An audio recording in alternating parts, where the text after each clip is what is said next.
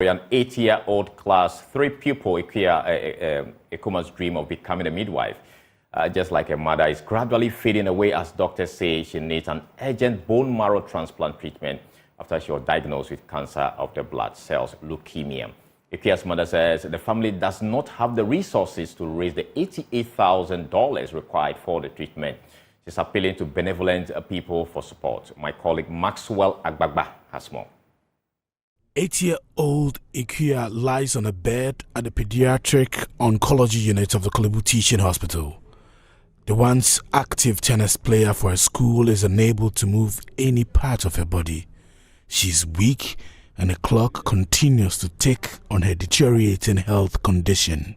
Seated by her side holding her hand is her mother, Sharon Nadu Ankoma. Ekua's mother, a midwife, has been confined to the Korle Bu Teaching Hospital as a result of her daughter's condition. She has been describing the processes leading to Ekua being diagnosed with leukemia, cancer of the blood. So she's very active. She's not a sickler. She has never been diagnosed of any previous illness. She does a day in and day out activities normal. But later part in November last year, I realized she gets this temperature, which is on and off. It comes and goes, comes and goes. So in December, when she's going to school, sometimes she will refuse actually. Then there are times she'll tell me she will go. Then I also observe that she's having temperature. Then one day I just saw these lymph nodes. There was one here and one just behind the ears.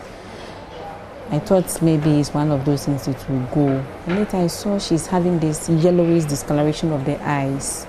It was very yellow.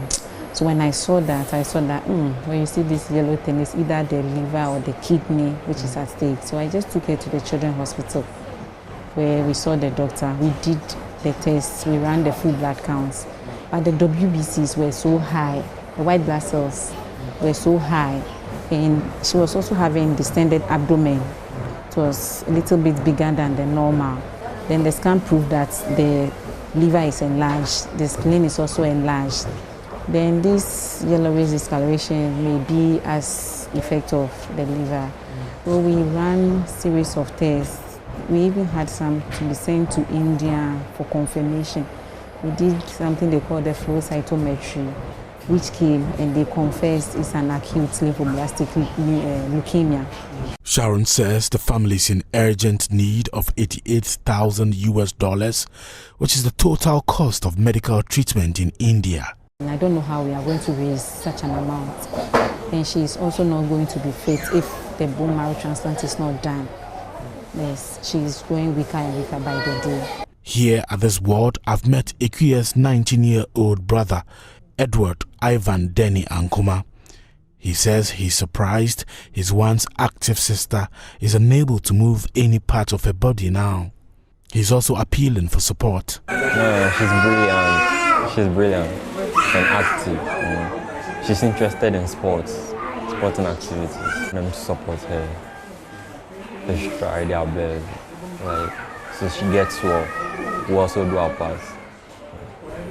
Senior resident at the pediatric oncology unit of the Korle Bu Teaching Hospital, Michael Akboke, says Ekua needs an urgent bone marrow transplant. So we have started to treat her as we usually do after confirming the diagnosis, and for some months now it seems the results we're getting is that this type of leukemia is not responding to the regular treatments that we usually offer. So that would mean a more aggressive approach, okay? So that's why we are proposing that as soon as possible, Ekua needs to get bone marrow transplantation to have a chance at cure. So as soon as possible. So what we're doing is to do our bit to keep the cancer cells from continuously multiplying. But the earliest we can get her transplanted, the better. Most cancers in children, unfortunately, we can't pinpoint, unlike in adults where we know if you smoke or you take a lot of alcohol or exposure to lots of things. Yes, those are the things we know. But for children, peculiarly, we don't seem to be able to pinpoint environmental contributors to the cancers.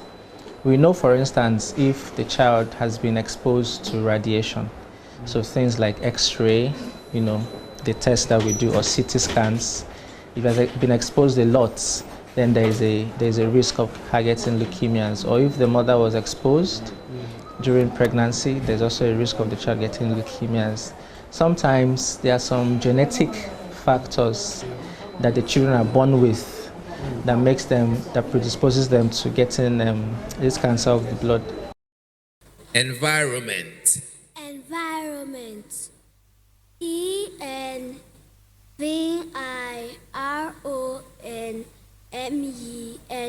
Environment. That's correct.